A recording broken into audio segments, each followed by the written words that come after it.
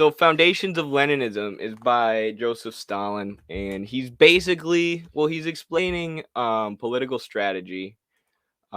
He's explaining the tactics and the strategies of the Bolsheviks while reflecting on the revolution. And he splits the Russian Revolution into various stages. So he says we had this pre-revolutionary peaceful stage, and then there was a popular revolution, a popular uprising of the Russian masses. And then there was a proletarian slash peasant revolution, which kind of overthrew the bourgeois government that had been put in power by the popular revolution. So he also then goes into a discussion of how a proletarian or socialist revolution could come to power and take power in a country on the back of a popular revolution. Basically meaning that they level skipped the bourgeois revolution or the capitalist revolution. So there were a lot of people dogmatically saying back then, no, we have to follow, reality has to follow exactly the path that Marx said it would.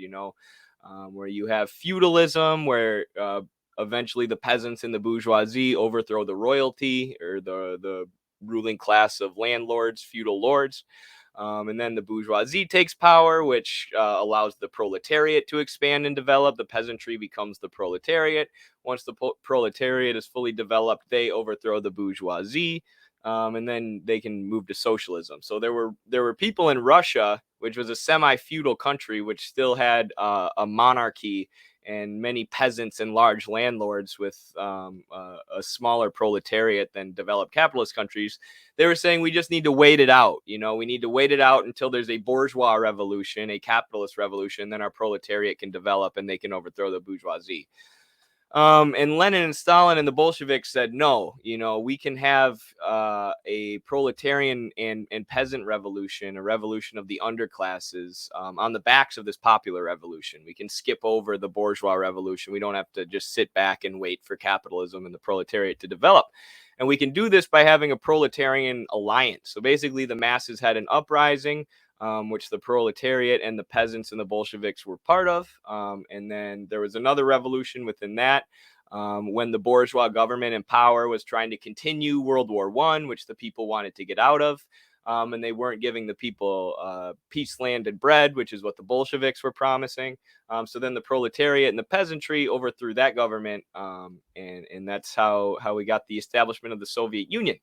So Stalin talks about that in here a lot. It's really interesting. Obviously, Lenin goes over this a lot too. But it's really cool to see an analysis of it in retrospect. So obviously, Stalin's looking back. He has the power of hindsight, whereas a lot of what Lenin was writing was in the midst of the revolution, strategizing what to do next. And assessing the failures of past actions, versus Stalin is now taking the long view, because the revolution is now still in socialism's in its process of construction, and the dictatorship of the proletariat had already been established. So that's really good. And then the other thing that Stalin does in this book is he lays out what Leninism is, basically the foundations of Leninism. So obviously we call ourselves Marxist-Leninists, and there's various different sort of branches of Marxism or different ideologies that people label themselves. But the ideology of the Soviet Union was Marxism-Leninism. So Stalin is laying out what people have said is Leninism, and Stalin usually says, no, that's actually just Marxism. Lenin was just repeating what Marx and Engels said. But here is specifically what Leninism is. Here's what makes Leninism distinct. And it's mostly the theory of dictatorship of the proletariat and having a vanguard party which rallies the masses around it. But Stalin also says that, Marx and Engels also said dictatorship of the proletariat. And so then he talks about the worker peasant alliance, which is usually associated with Leninism. But even with that, Stalin says, he pulls out this Engels quote that I had never read before, where Engels basically lays out the idea of the worker peasant alliance. Says that in countries where there's still a large peasantry, they can, and landowning class, the peasantry could ally with the proletariat against the capitalist class, the bourgeois class, and the landowning class and overthrow them. So a lot of what's considered Leninism has just been taken, or is just Lenin or stuff Lenin took from Marx and Engels, stuff that was lesser read, but that Lenin read because he had such a comprehensive and systematic understanding of Marx and Engels' work.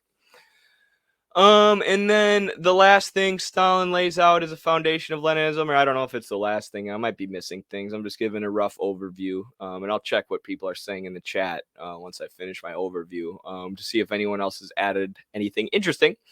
But the other foundation of Leninism, or the other place Lenin is distinct from Marx, is his theory of imperialism, which we've talked about this before. Marx was starting to analyze colonialism and imperialism and capitalism's incessant need to accumulate and expand towards the end of his life. So he was moving in this direction towards analyzing imperialism as a stage of capitalism. But he would never see imperialism developed to the stage that it was in 1917 when Lenin's looking at it, where, literally the imperialist countries are drawn into a world war because they're fighting each other for wealth and fighting each other for the colonies, for territory, largely in the global south and the east. So that's the context Lenin is writing in, though. So he's able to give a systematic understanding of imperialism. And then in the stage that Stalin's writing in, Stalin points out that imperialism is the primary contradiction of capitalism, or at that time, meaning imperialism's the biggest or primary contradiction in the world. So therefore, any country who's fighting against imperialism, any country who's being attacked by imperialism, who imperialism is trying to take their sovereignty away, Marxists need to support that country in their struggle against imperialism, even if that's not a Marxist country, even if they're not, a socialist, proletarian, revolutionary country. If the U.S. or another imperialist country are trying to destabilize them and take their sovereignty away, their ability to determine themselves, their self-determination, then Marxists should support that. Yeah. So I'll scroll up a little bit here and see what people are saying. I think it's pronounced Hegel. Okay, thank you. Greetings from Venezuela, comrade. Greetings. Thank you for watching from Venezuela. That's awesome. Shout out to the Bolivarian Revolution and the Chavistas. There's an entire study series called Foundations of Leninism on my channel. Oh, awesome, Dust. Please, people, if you're reading Foundations of Leninism, especially if you're struggling with it, check that series out. Or if you don't even have Foundations of Leninism, you can't get your hands on it right now, go watch the study guide, because it's a great book. It's short, and yeah, I don't know, we've done a lot of study guides on our channel for the purpose of helping people through complicated books, or help people through Marxist texts when they're just starting out and don't know what all the words mean, so they can be very useful. So thanks for that, Dust. You're doing great work as always. Russia did have a bourgeois revolution, though. No. Yeah, the February Revolution, which preceded the October Revolution. Yes, yes. If you're watching, make sure to drop a like. Thank you. I'm very, very bad at promoting myself, or telling people to like. But yes, please like, comment, subscribe, follow. Subscribe if you're on Twitch and you want to support the show, or find us on patreon.com/midwesternmarks. Yeah, thank you. Let's see here, kind of. Leninism is Marxism applied to the era of imperialism. That's a good way to put it. I like that. Yeah, it's a good. That's I would agree to that, because even the Worker Peasant Alliance, which is associated with Leninism, like Marx and Engels predicted it. Yeah, but they didn't. I don't think they necessarily knew what the economic effects of imperialism would be on the countries targeted by imperialism or exploited by imperialism, which, as Lenin points out in his book Imperialism, is it holds the productive forces statically. It prevents the productive forces from developing themselves. So it prevents these countries from industrializing their agriculture, getting rid of the peasantry and whatnot, because you just have this like feudal landlord class that's no longer overthrown, that's like backed up by the United States, who's just exports, have transnational corporations export whatever capital they need to extract resources and utilize cheap labor in those countries. And all the wealth, all the surplus of the resources and labor in those countries is going into the profits and expansion of transnational corporations who aren't even based in those countries. So they're not developing their means of production, the things they use to produce and extract materials from the ground in those countries. They're developing things at home and only exporting what they need to suck the wealth out of the target nations. So, long story short, it leaves a lot of countries in a semi-feudal situation. Like Cuba, when they had their revolution, were almost in a completely feudal or slave-like situation outside of the cities.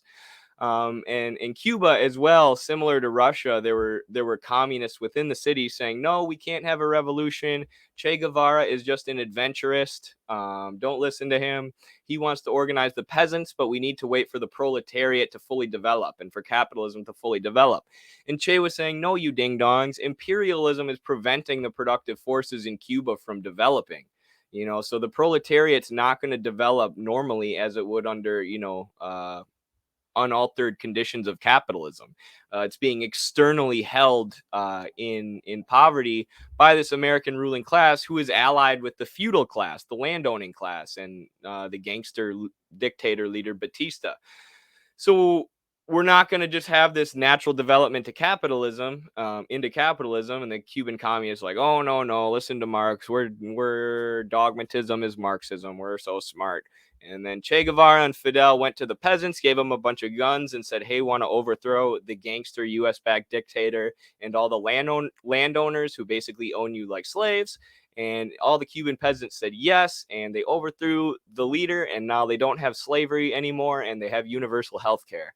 And they built a bunch of hospitals in rural areas that never had health care previously, and gave everyone education and taught everyone to read. And Cuba's freaking awesome.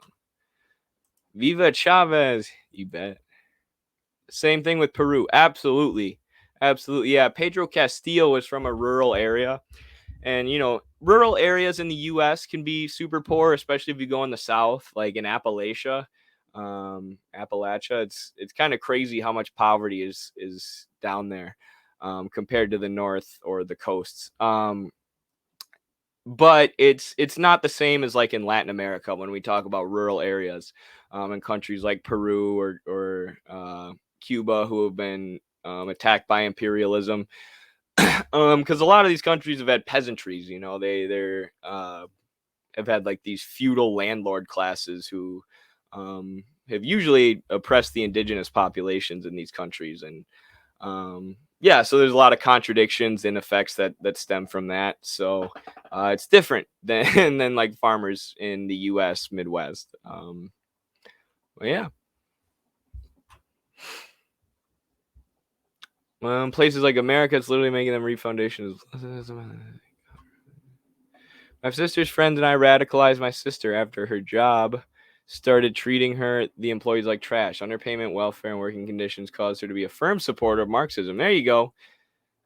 I mean, most people who take the time to understand Marxism and read it, most working people, exploited people, alienated people, it makes a lot of sense to them pretty quickly.